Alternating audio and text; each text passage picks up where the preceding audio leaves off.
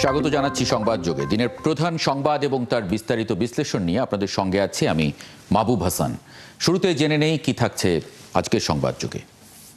যাদের সন্তান এরকমই হয়েছে তাদের কতটা কষ্ট লাগতেছে এই শুনে আমাদেরও খারাপ লাগতেছে। জুলাই মাসটা না কেমন যেন একটা অভিশপ্ত মাস হয়ে গেছে, খারাপ লাগে জুলাই মাসটা আসলেই। সরাসরি যে রুমটাতে আঘাত করেছে ওটা এবং তার পাশের রুমের বাচ্চাগুলা ওখানে কতজন ছিল এক্স্যাক্টলি এটা আমরা এখনো বুঝতেছি না। যেহেতু ছুটির পরে ঘটনাটা ঘটলো, এটা নিয়ে কমিটি গঠন করা হয়েছে, হয়তো আমরা জানতে পারবো। অনেকে প্রশ্ন করছেন আমরা এই দুর্ঘটনা এবং এতগুলো মৃত্যু এড়াতে পারতাম কিনা।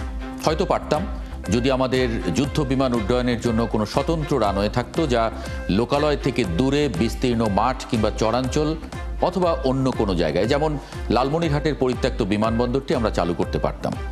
পৃথিবীর সব দেশেই প্রশিক্ষণ বিমানের উড্ডয়ন এবং ল্যান্ডিং করা হয় নির্জন বা কম বসতিপূর্ণ এলাকায়। সেখানে দুর্ঘটনা ঘটলেও ক্ষতির পরিমাণ অনেক কম হয়। এসব নিয়ে আজ কথা বলবো। আমাদের সঙ্গে আছেন বিমান বাহিনীর সাবেক কর্মকর্তা এয়ার ভাইস মার্শাল অবসরপ্রাপ্ত মোহাম্মদ হুমায়ুন কবির এবং ফায়ার সার্ভিস ও সিভিল ডিফেন্সের প্রাক্তন পরিচালক মেজর অবসরপ্রাপ্ত একেএম শাকিল নেওয়াজ। আপনাদের স্বাগত জানাচ্ছি সংবাদ যুগে। মেজর শাকিল নেওয়াজ, দুর্ঘটনার পর উদ্ধার কাজের কি মূল্যায়ন করবেন? ধন্যবাদ আমাকে আমন্ত্রণ জানানোর জন্য। আমি প্রথমে যারা নিহত হয়েছে তাদের শোকতপ্ত পরিবারের দোয়া করছি এবং যারা মৃত্যুবরণ করেছেন তারা যেন ব্যস্ত নসিব হন এবং তাদের যে পরিবার এই ব্যথাটাতে যাতে করতে পারে সহজে, তার জন্য করতেছে। আর যারা মৃত্যুর সাথে পাঞ্জা লড়তেছে তাদের জন্য দোয়া করছি, তারা যেন তাড়াতাড়ি অতি তাড়াতাড়ি আমাদের মতে ফিরে আসেন। দেখেন, এই উদ্ধার কার্যক্রম নিয়ে আমার বেশ কিছু অবজারভেশন আছে। ওভারঅল যে অবস্থা ছিল ভালো কাজ করেছে, কিন্তু তার ভিতরে অনেকগুলা গ্যাপ এরিয়া রয়েছে। সেগুলো যদি ঠিক করা হতো বা ঠিকভাবে পালন করা হতো তাহলে হয়তো রেস্কিউ আর পরিমাণ কিন্তু জীবন সেফ আরো কিন্তু বাড়াইতে পারতো। আর মূল কারণগুলো হলো, যেখানে যারা রেস্কিউ টিমে যারা ইনভলভ হয়েছে তারা কিন্তু জাম্পল ফ্যাশনে এখানে কাজ করেছে। রেস্কিউ অপারেশন কিন্তু করা সবার দায়িত্ব না, প্রত্যেকটা লোকের কিন্তু প্রত্যেকটা ফোর্সের কিন্তু দায়িত্ব রয়েছে। যেমন পুলিশ ক্রাউড কন্ট্রোল করবে এবং সেটা ব্যর্থ হলে পরে সেটা হলো বিজিবি বা আনসারে তার সাহায্য নেবে।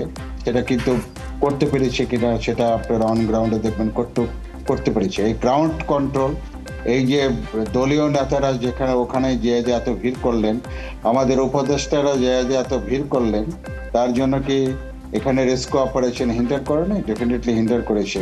এই দায়িত্ব কে নেবে সেটা কিন্তু দেখতে হবে। Fire service, civil defence rescue অপারেশনে গিয়েছে।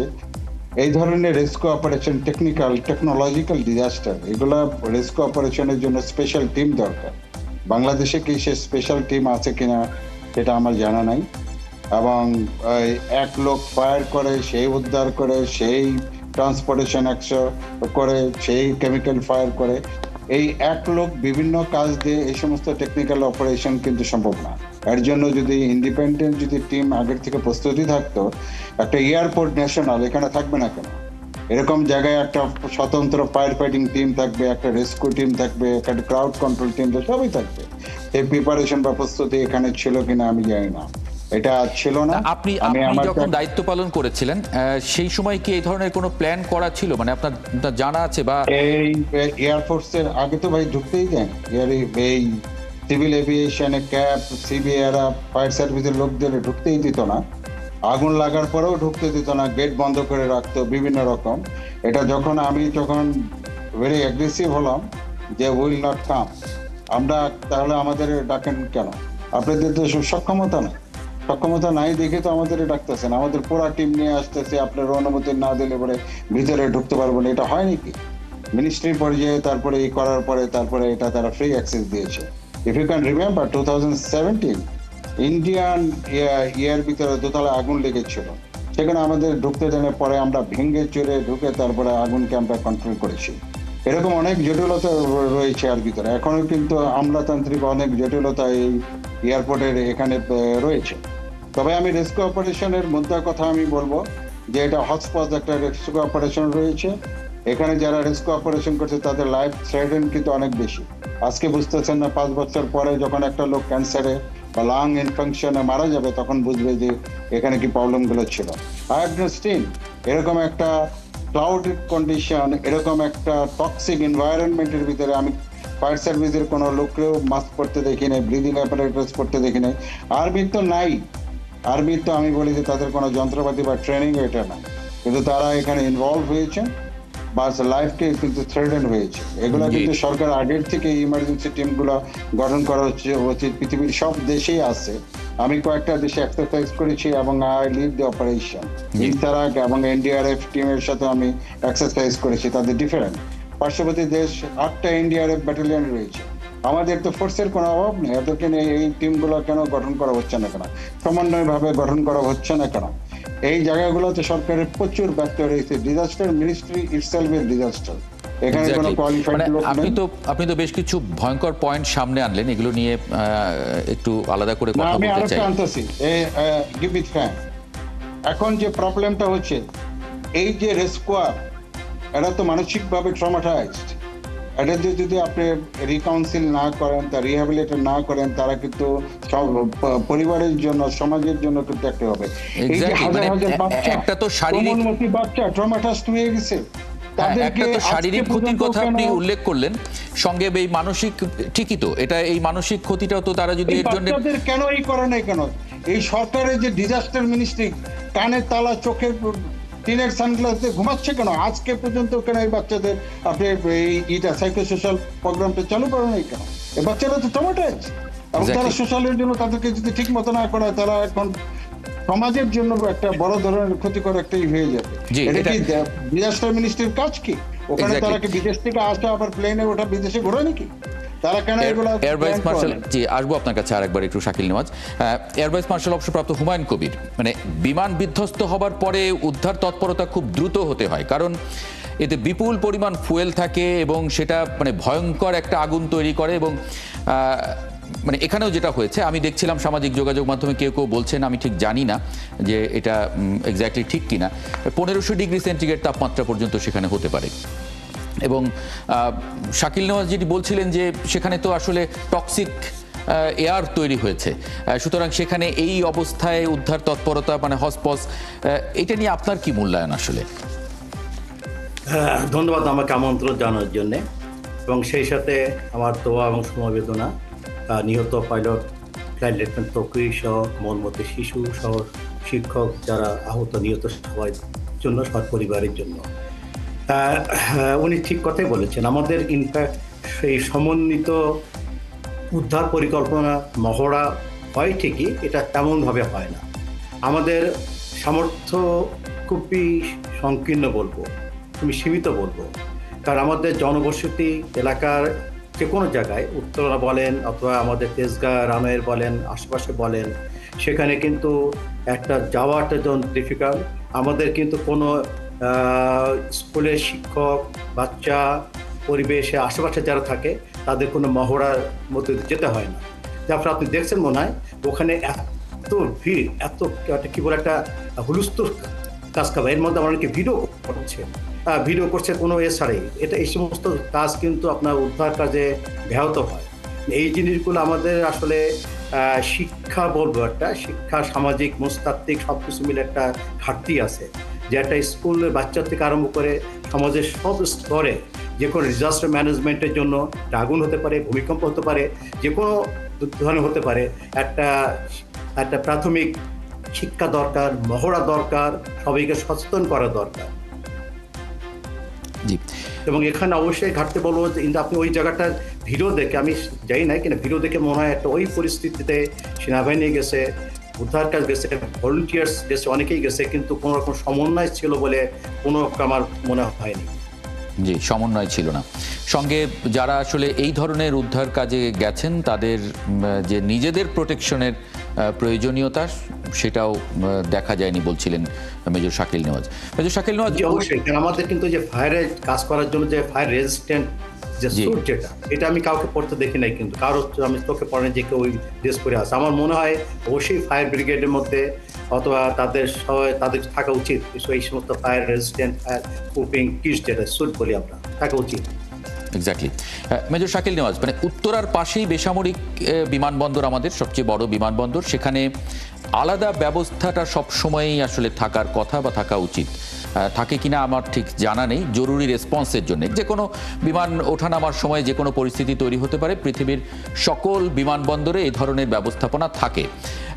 মানে এখানে কি সেই ব্যবস্থাপনাটা কাজে লাগানোর কোনো সুযোগ ছিল? খুব বেশি দূরত্ব তো নয়। মানে আপনি আসলে কি দেখেন একজন প্রফেশনালস হিসেবে? দেখেন, আমি সত্যি কথাটা বলছি। এই শাহজালাল এয়ারপোর্টে অনেকবার আগুন ধরানোর জন্য দে ফেল, তাদের যে আসলে এটা সম্ভব না, তাদেরও যে লিমিটেড মানে রিসোর্স এয়ারপোর্টে, এটা তো সম্ভব না। আলটিমেটলি ফায়ারের উপর তাদের নির্ভর করতে হয়। এখন আমরা কিন্তু এটার জন্য অনেকবার পার্সু করেছি, ক্যাব এটা অ্যালাউ করে না, সিভিল এভিয়েশন একবার জায়গা দিল, আমি 10 বার যে রেকি করে অলরেডি সিলেক্ট করেছি, সেই জায়গাটা কেন দিল না? এখানে একটা ব্যত্যয় রয়েছে। টাগ অফ ওয়ার, যে কেউ মনে করতেছে যে এয়ারফোর্সের যারা ওখানে ডিপ্লয়েড রয়েছে বা যে ফোর্সটা আছে, তারা মনে করতে আসলে পরে তো আমাদের তো সক্ষমতা কমে যাবে, ফায়ার সার্ভিস নিয়ে যাবে। মানে এখানে বিরাট একটা ব্যত্যয় রয়েছে, পৃথিবীতে কোথাও এটা দেখবেন না। কারণ এই আগুন ধরলে পরে এয়ারপোর্টের ওই ফায়ার ফাইটার টিমের কোনো সক্ষমতা নাই। এটা সমন্বয়ভাবে করতে হবে। কিন্তু আমরা চেয়েছিলাম জায়গা, আমাদেরকে জায়গা দেয় না। এই 3rd টার্মিনালে আমরা জায়গা চেয়েছিলাম, দেয় না। এটার ভিতরে বিরাট একটা আমলাতান্ত্রিক জটিলতা রয়েছে। আর আমি এখানে বলবো যে কেন উত্তরার পাশে যে উত্তরা ফায়ার স্টেশনটা ছিল, এক ফায়ার স্টেশনের জনবলই আপনি 30 জন, কেন ইমাজিন? এটা বাড়াচ্ছেন না কেন? Why did you increase? Make it 200, 300। এটাকে বিভিন্ন টিম করেন, বিভিন্ন করেন, কেমিক্যাল টিম করেন, ফায়ার টিম করেন, তারপরে এখানে বলে এয়ারপোর্ট যে টেকনোলজিক্যাল ডিজাস্টার যেটা এয়ারক্রাফট, সেই টিমগুলো করেন। এটাকে সরকারের চোখ খুলতে হবে। আর সরকারের যারা এটা নীতি নির্ধারক আছে, তারা যদি না বোঝে, কল দি এক্সপার্ট পিপল। এই বাংলাদেশের বড় প্রবলেম হলো কি, once you are chair you are highly power. যখন চেয়ার ছাড়বেন, আপনাকে 5 পয়সা মূল্য করবো না, আপনি যে জ্ঞান অর্জন করছেন আপনাকে ডাকবেন। এটা যে বড় প্রবলেম। আর এই সমস্ত রেস্কিউ অপারেশন টেকনিক্যাল সাবজেক্ট, এখানে যদি এক্সপার্ট পিপলের ওপিনিয়ন না নেন, কোনোভাবেই এটা সম্ভব না। এখানে কিন্তু এই ব্যত্যয়টা পরে রয়েছে। এখানকার পুলিশ ঠিক মতো কাজ করতে পারবে না, ক্রাউড কন্ট্রোল করতে পারবে না। আর্মি কি সরাসরি সে ওখানে ইনফিলট্রেট করা উচিত? তার কোনো লোকের কি সে ট্রেনিংটা ছিল? সেটা এন্ডেঞ্জার করেছে। ফায়ার সার্ভিস কেন উইদাউট গিয়ারে এখানে গেল? তার তো প্রপার ড্রেসে যাওয়া উচিত। এখানে ইনভলভ যেখানে বলো এটা জেপি 800 হলো হাইলি ফ্লেমেবল এবং ডিনামিক ফয়েল, যেটা ইনস্ট্যান্টলি টেম্পারেচার করে 203, ফুললি ডেভেলপড হলে পরে 1500 ডিগ্রি সেলসিয়াস থেকে আপনার 2000 ডিগ্রি সেলসিয়াস থাকে। এটা পড়া সরাসরি যে একটা স্কুলের ভিতরে রয়ে গেছে, এবং স্কুলের ভিতরে ফ্লেমেবল আইটেম রয়েছে অনেক, এখানে ডেকোরেশন আইটেম আছে, আরও এটা টক্সিসিটি করে ফেলেছে। সেই জায়গাগুলোতে রেস্কিউ অপারেশন করার জন্য হাইলি স্কিলড স্পেশালাইজড ফোর্স দরকার, যেটা আমি মনে করি যে এখানে সেই ঘাটতিটা ছিল। আর এত বার্ন লোক, এই বার্ন লোকটা আরো তো ইনফেক্ট করছে, এই হাজার হাজার নেতা, এই হাজার হাজার লোকজন, যে হাজার হাজার টিম যে ইনফেক্টেড করেছে, এবং they are fighting with the life. এই কথা তো আমরা সেই আপনারও মনে থাকবার কথা, আমরা সেই বনানীর যে আগুন, সেই আগুন থেকে আমরা এটা বলছি যে মানুষ আসলে উৎসাহী মানুষ, তারা আসলে বাধা তৈরি করছেন উদ্ধারে। এয়ার ভাইস মার্শাল, আমি আরেকটু বলি, হ্যাঁ জি, এই বাচ্চারা, এই মাইলস্টোনে হাজার হাজার বাচ্চারা তারা ট্রমাতে আছে। দেশের জাতীয় কোনো এখনো তাদেরকে রিহ্যাবিলিটেশনের প্রোগ্রাম কেন চালু করে নাই? এনজিওরা কোটি কোটি টাকা নিচ্ছে এই খাতে, তারা কেন ইনভলভ হয় নাই? আমাকে বলেন। আজকে 3 দিন 72 আওয়ার্স চলে গেছে। এই বাচ্চারা যদি বড় হবে, যত বড় হবে, তারা তত সমাজের জন্য প্রতিবন্ধী হবে এবং সমাজের জন্য বিরাট ভয়াবহ একটা ব্যাপার হবে। এই ভিতরে যারা বাচ্চারা ছিল, যারা টক্সিক খেয়েছে, তাদের লেভেল কি আপনি টেস্ট করেছেন? এই বাচ্চারা তো 2-3 বছর পরে কার্ডিয়াক অ্যারেস্ট হবে, তার বিভিন্ন লাং হয়ে যাবে। সেই জিনিসগুলো কই? আপনারা কিন্তু রিকনস্ট্রাকশন ফেজ হলে ডেঞ্জারাস ফেজ এখন চলতেছে। এই জায়গায় যদি আপনি এই ব্যবস্থাগুলো না নেন, তাহলে আমি বলবো you'll have to cut a sorry figure. আর আমি দুর্যোগ মন্ত্রণালয়ে বলবো, টাস্ক দেম, আস্ক দেম, তাদের লোক এগুলো কি করতেছে? ওখানে বসে বসে বেতন গুনতেছে কেন? তারা এগুলো করতেছে না কেন? সিটি কর্পোরেশনকে আপনি বানাচ্ছেন ডিজাস্টারের হেড বানিয়েছেন, সেই লোকটাকে এখানে তার আন্ডারে তো রেস্কিউ অপারেশন হওয়ার কথা। ঢাকা ডিসি এখানে ইনভলভ হওয়ার কথা, ওয়ার ইজ হি? আর ব্রিফ দিবে কেন সেনাবাহিনী এখানে? এখানে ব্রিফ দিবে তো আপনার লোকাল ইয়েতে আপনি করবেন অ্যাজ পার আইন অনুযায়ী। সেই অপারেশনের ব্রিফ দেওয়া সেনাবাহিনী না, এইসব অপারেশনের ব্রিফ দিবে আপনি সিটি কর্পোরেশন বা লোকাল এরা ব্রিফ দিবে। জি, আমি একটু এয়ার ভাইস মার্শাল অবসরপ্রাপ্ত হুমায়ুন কবির আপনার কাছে একটু জানি যে গতকাল একটি অনুষ্ঠানে, আমার এই অনুষ্ঠানেই ক্যাপ্টেন রেজা বলছিলেন যে একই শহরে সামরিক এবং বেসামরিক বিমান পরিচালনা করা খুবই ঝুঁকিপূর্ণ। তিনি বলছিলেন যে তিনি যখন ঢাকার আকাশে আসেন সেই সময়ে তিনি একটু শঙ্কিত থাকেন, ভয়ে থাকেন, আশঙ্কায় থাকেন, আকাশে দুর্ঘটনার আশঙ্কা করছিলেন তিনি। আপনি আসলে কি দেখেন? না, ওনার মন্তব্য আমি সঠিক বলে মনে করি যে একই রানওয়েতে সিভিল এভিয়েশন, মিলিটারি এভিয়েশন একসঙ্গে অপারেট করা অবশ্যই ঝুঁকিপূর্ণ। কিন্তু আপনি যে একটু দেখেন আমাদের ইতিহাসটাকে, যে আমাদের কিন্তু মিলিটারি অপারেশনের জন্যই দ্বিতীয় বিশ্বযুদ্ধের সময় এই তেজগাঁ এয়ারফিল্ড তৈরি হয় এবং কুর্মিটোলা এয়ারফিল্ড ডেভেলপ হয়। পরবর্তীতে পাকিস্তান আমলে আমাদের ইস্ট পাকিস্তানের সময় তখন ডিসিশন হয় কুর্মিটোলাকে আমাদের আন্তর্জাতিক বিমানবন্দরে পরিবর্তন হবে এবং পরবর্তীতে এই 1980 অথবা 81 সালে মনে হয় আন্তর্জাতিক বিমানবন্দরের কার্যক্রম শেষ হয়। ফ্লাইং কিন্তু আমরা শুরু করেছি অ্যাক্টিভভাবে 1987 সালে। আমাদের 2টা স্কোয়াড্রন তখন তেজগাঁ থেকে ফুলভাবে আমরা কুর্মিটোলাতে অপারেশন শুরু করেছি। তখন যদি একটা ম্যাপ দেখেন, আমরা এখন মনে সোশ্যাল মিডিয়া আছে, তখন উত্তরার এলাকা আমাদের কুর্মিটোলার পূর্ব দিকে, পশ্চিম দিকে সব কিন্তু একটা বিরান ভূমি ছিল। জি, যদিও উত্তরাটা তখনও রাজুকের আন্ডারে নেওয়া হয়েছিল, কিন্তু কতিপয় বিল্ডিং ছিল যার ফলে আমরা নির্বিঘ্নে ফ্লাই করতাম। তখনই কিন্তু আমাদের সিভিল এভিয়েশনের ফ্লাইং এত বাড়ে নাই, লিমিটেড ছিল। এখন যেমন হেলিকপ্টার অপারেশন হচ্ছে, ডোমেস্টিক ফ্লাইং অনেক বেড়ে গেছে, আমাদের মিলিটারি ফ্লাইংও বেড়ে গেছে। তো সব সার্বিকভাবে আপনি যে এই কুর্মিটোলা বলেন, তেজগাঁ বলেন, এই সারাউন্ডিংস এরিয়ার যে আপনার যে ডেভেলপমেন্ট হচ্ছে, আপনার নাগরিক ডেভেলপমেন্ট বলেন, সব কিছু আসলে ঝুঁকিপূর্ণ এয়ার অপারেশনের জন্য। জি, এয়ার ভাইস মার্শাল অবসরপ্রাপ্ত মোহাম্মদ হুমায়ুন কবির এবং মেজর অবসরপ্রাপ্ত শাকিল নেওয়াজ, আপনাদের দুজনকে অনেক ধন্যবাদ যুক্ত হবার জন্য আজকে সংবাদযোগে। এ ছিল আজকের সংবাদযোগে। আগামীকাল ঠিক রাত 10টায় আবারও দেখা হবে নতুন কোনো বিষয় এবং তার বিশ্লেষণ নিয়ে। ৭১-এর সঙ্গে থাকুন।